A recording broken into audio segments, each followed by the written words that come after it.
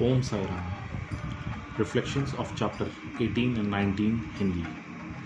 बाबा ने किस प्रकार हिमाड़ पंथ को शिक्षा दी, राधाबाई देशमुख को सबरी का ज्ञान, उचित मजदूरी देने का महत्व। आपके मन में भी ये विचार आ रहा होगा कि हम ये सीरीज़ 18-19 अध्याय से क्यों शुरू कर रहे हैं। असल में हमने ये सेशंस कुछ महीने पहले शुरू किए थे और जब हमने इन सेशंस को आपके साथ साझा करने का विचार किया तो हम 16-17 अध्याय समाप्त कर चुके थे और 18-19 अध्याय को पढ़ रहे थे। तो आज हम आपके साथ 18-19 अध्याय की कुछ शिक्षाओं को साझा करेंगे। ये अध्याय पूरी तरीके से हिमाड़ पंथ के आध्यात्मिक सफ़र और बाबा के द्वारा प्राप्त हुए आशीर्वाद पर आधारित है। जब श्री साठे जी का एक हफ्ते का पारायण बाबा ने स्वीकार कर उन्हें एक हफ्ते और पारायण करने को कहा, तब हिमाड़ पंथ अपने सालों की भक्ति की तुलना उनसे करने लगे। इस लीला से ये समझ आता है कि बाबा को तो सब ज्ञात ही है कि किसको कब और क्या देना है। सिर्फ बाबा ही जानते हैं कि किसे किस प्रकार से शिक्षा देनी है।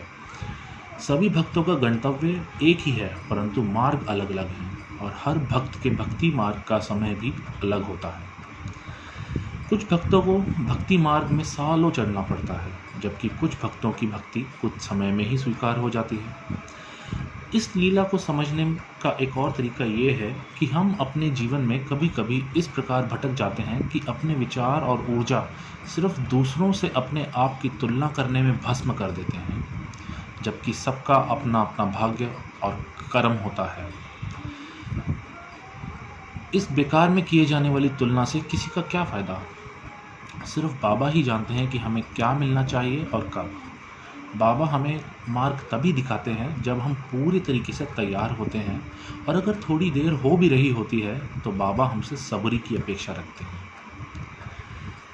अब हम समझते हैं कि बाबा ने हिमाड़ पंथ को श्यामा के पास ही क्यों भेजा।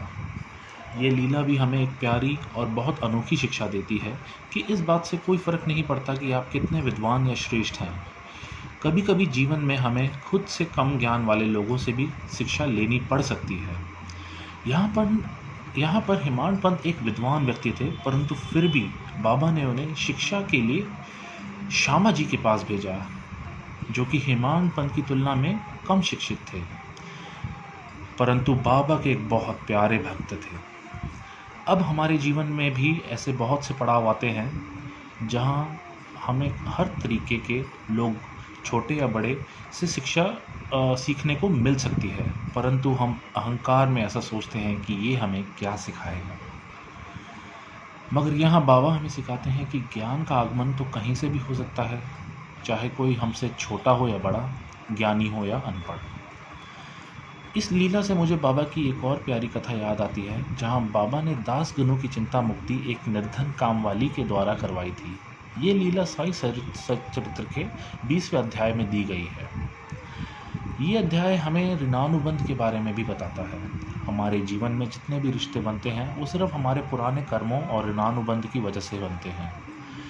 कभी कभी रिश्तों में खटास आ जाती है और हम क्रोध में आकर रिश्ते तोड़ने पर भी मजबूर हो जाते हैं, परंतु हमें ये समझना होगा कि हमारे जीवन में आने वाला हर व्यक्ति पुराने ऋणानुबंधों द्वारा ही आते हैं, और इन रिश्तों में टकरार होने पर उन्हें प्रेम और आदर से सुलझाना चाहिए।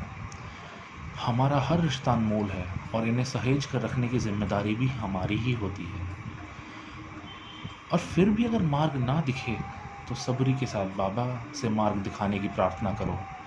बाबा तो दौड़े चले आएंगे।